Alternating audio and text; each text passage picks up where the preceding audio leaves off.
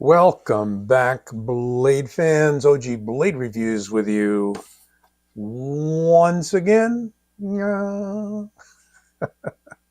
own animation, right? Hopefully I'm animated.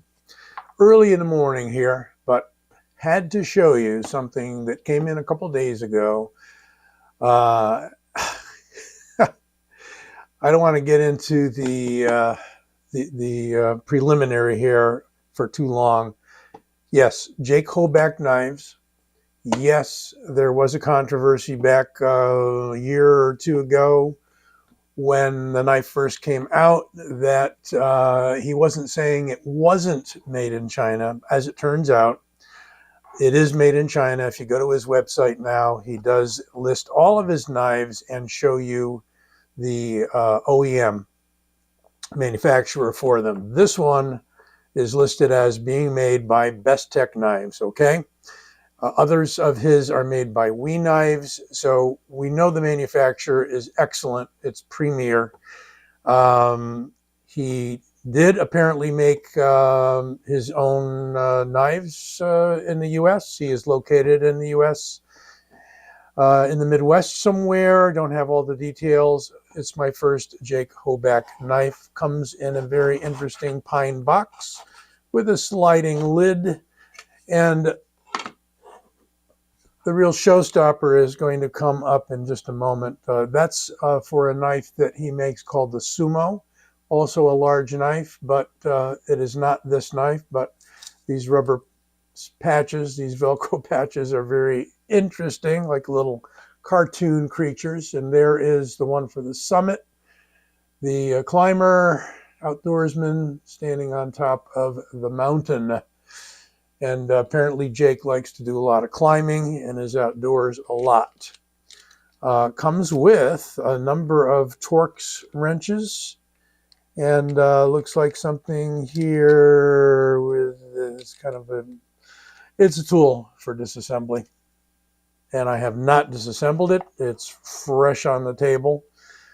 There is the commitment to quality and so on and so forth. And again, so here are the specs for it, but I'll probably do some specs anyway. Yes, it's 9.7 inches open, 5.5 closed with a blade of 4.375 and gives you the steel, stonewash, etc., etc. But what really blew me away, and I would not have this knife, it's hiding under the foam, I would not have this knife were it not for the incredible price offered at DLT Trading. And I have to thank somebody who popped up about a week or so ago on the Thursday Night Knives edition of the Knife Junkie, who pointed out the fact that this $650 knife, that is the going price right now on Blade HQ. You can check it out. I'll give you the link to Blade HQ, but these are all gone on DLT savings. DLT, yeah, they should call it that, right? DLT Trading. I paid $150 for this knife.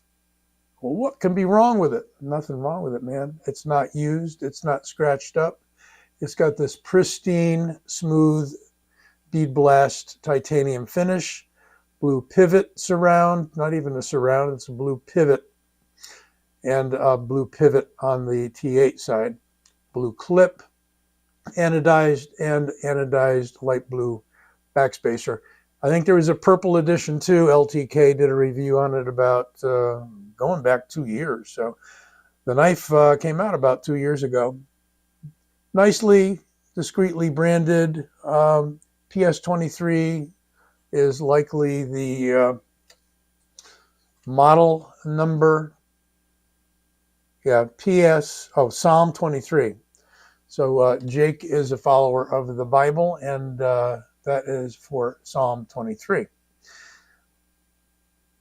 Nice clip, titanium, milled, comes up, then goes straight for a bit. But what the heck, let's look at the blade, shall we?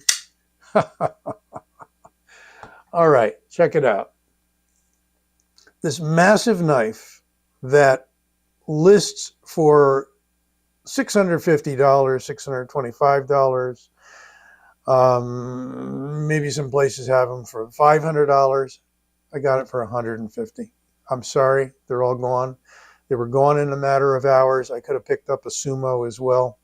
But even at $150, watching the bank account, because I'm a retired dude on a fixed income, but once in a while, I still manage to buy a new knife. Just look at that. Incredible. All silvery. I got another one on the side I'm going to show you that's all silvery and similar finish. But let's take another look at it. We've got a Framelock. We've got a hardened steel insert. We've got a big pocket here for the relief for the Framelock. We've got a clip that will attach on either side because it's not deep carry, and that gives a little better option, as far as I understand, for giving you ambidextrous clip. It's got his Hatchet logo on there, and it is almost perfectly drop shutty. I'm sure it will be in another week of opening and closing this beast. Absolute beast. And what I haven't seen is whether or not they're numbered. They're not numbered as far as I can tell. And it's nice that they are not branded on the blade at all. So the only branding is his logo on the clip, his name on the handle frame, and Psalm 23. So the Sumo may be a different psalm. I'm not sure. What's the lockup? Is the lockup? Oh yes, on a big heavy pin. It is a built knife, and Best Tech did a beautiful job on this. This is a removable thumb stud, if you want to call it that. Actually looks like a summit, looks like a mountain, you know, if you want to use your imagination. Got a very deep cutout here, call it a fuller, and you can definitely open it with that as well. So if you take the thumb stud off, no problems opening this, or even probably thumbing it out using this right here. My thumb is still weak, so I ain't going to do that.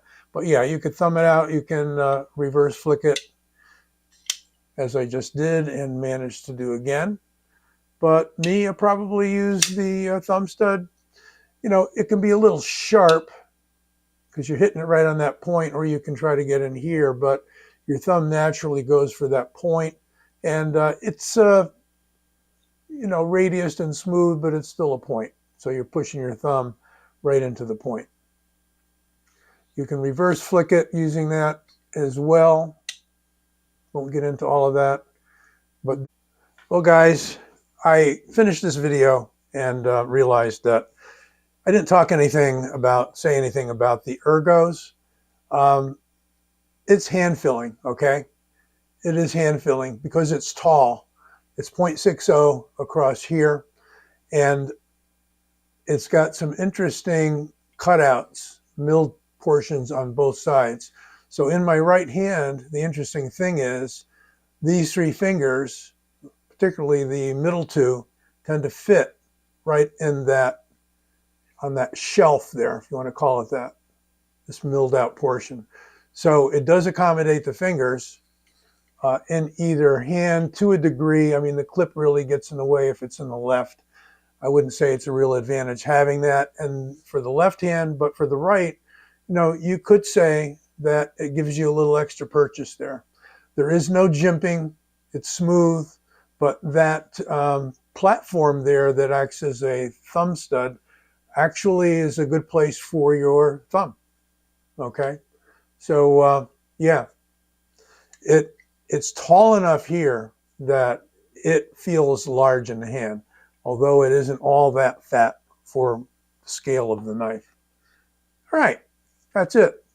There you have it. And we saw the measurements earlier. So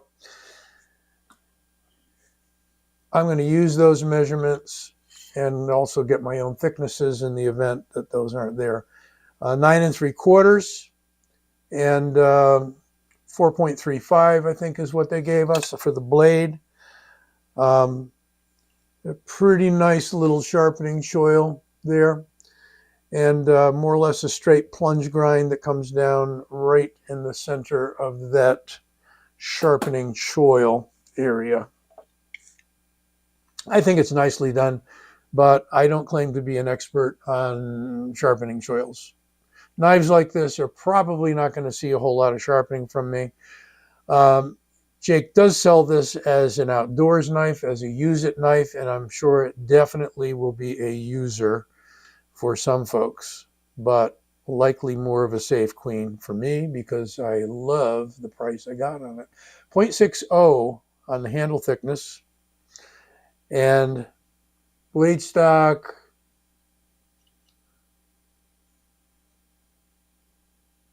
.18 in millimeters, 4.7 millimeters. It's a thick stock, almost 5 millimeters. And the weight, and again, I'm likely going to use the manufacturer supplied specs, but I go through this routine for every knife, so why not do it here? 8.42 ounces. What do they say it weighs? 8.5. So I'll use that, you know. And yeah, they give the thickness. That's cool. So likely I'll go with that rather than my own. Use the official ones. Not every manufacturer gives you the official measurements, but they did, and that's good. So I'm going to compare this with a knife from Stedman that, before you ask, is no longer made, far as I know. This is the South Sea by Stedman, and I'm not sure who Stedman's OEM is. Could also be Best Tech, or Stedman might be making their own. If you happen to know, let me know. This is a large knife, but it is dwarfed next to the Summit, definitely in both height and in length. This is Summit's longer overall by at least an inch. This is a beautiful, more traditionally ground Tanto. It is a flat grind, satin finish, got that rounded Japanese Tanto tip, which I would say is very much in keeping with a lot of the traditional katanas, the Japanese swords. So the American designed Lynn Thompson early 1980s cold steel Tantos are going to have a sharp secondary point, and they're going to have a straight line up usually. Although how many variants to the Tanto have we seen over the past 40 years or more since that came out? Lots. Another size comparison here. Today's Carry Microtech MSI, about the same size, I would say exactly the same length as the South Sea. Let's put her up against the Summit, and you can see this is a beast of a knife, both in height as well as in length. This is about a 4-inch, just shy of a 4-inch knife. So, and it is overall just shy of 9 inches overall, like 8.95, something like that overall, with a blade of, yeah, like I was saying, just shy of 4 inches, 3.9, 3.95, something like that. Well, here's a knife that's usually a big knife, the Rat 1, Ontario. Oh, sorry, Rat 1. You're in a different weight class today. But still a nice knife if you got one of these babies. Not sure if Ontario's still making them. I know there was a sellout, whatnot. South Seas, though, wow. I mean, South Sea, singular. That comes in a little container as well. Little Pelican style. That's what I'm looking. Nice knife. Can't remember where I got it, but it's a keeper. A lot of people are asking me, so do you want to sell it? You want to sell this? Do you want to sell that? There's some knives, generally, if somebody asks me on YouTube if I want to sell a knife, I generally will opt out of that because don't know who's asking. Sorry if you are asking. But I'm also on Instagram. You can DM me on Instagram, OG Blade, and I'd be happy to get back to you. Sharpness. It's one thing they didn't give us in the specs. Is it sharp? Yeah, man. It's mucho sharp. Well, spoke too soon. A lot of it's in the technique. I would say it comes with a good edge, but if you want to make it better, you can. Put it on the strop, first thing. I kind of follow Jared Neve's advice, and that is, if a blade's not quite sharp enough for you, put it on the strop first. If it still isn't sharp for you, put it on ceramic, and then maybe light touch on the strop. That works for me, so I don't have to do full resharpenings of my knives when they become dull, particularly stuff like the MSI, which I carry every day, and it's in a rotation with a few other knives. I don't get to carry everything all the time. I've got literally hundreds of knives, and what can I say?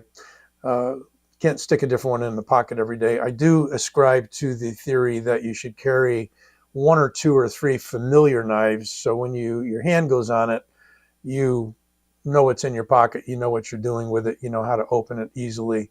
If you keep changing knives through, let's say, 100 different knives, one a day, it's nice, you can show it off, but are you real familiar with it? You may not be. This is the Hoback Summit, a $650 knife that I picked up for $150. Go figure. They didn't mention anything on DLT Trading that it's a blowout sale or anything. No heavy advertising. It was just up there for that amount of money.